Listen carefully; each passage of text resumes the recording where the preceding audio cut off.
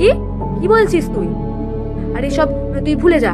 বাবা যাকে দেখেছে তুই তাকেই বিয়ে কর। আমি ওর সাথে 4 বছর ধরে আছি। তুই আমাদের একটা কথাও শুনিস না, কোনোদিনও তুই আমাদের একটা কথাও শুনিস না। আমি তোমাদের কথা শুনিনি। মানে ছোট থেকে আজ পর্যন্ত আমি শুধু তোমাদের কথাই শুনেছি।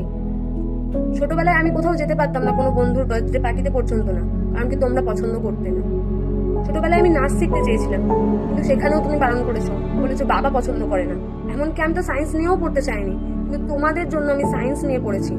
এরপরেও তোমরা কি করে বলো যে আমি তোমাদের কথা মতো কোনো কাজই করিনি, তোমাদের কথা শুনিনি? তোমরা যা বলেছো আমি তাই শুনেছি।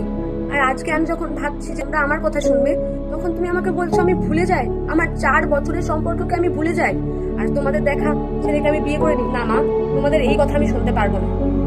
আমি আমার 4 বছরের ভালোবাসাকে ভুলে যেতে পারবো না মা, কিছুতেই না। পারবি না, পারবি না তুই স্বার্থপর বেঈমান, তুই পারবি না।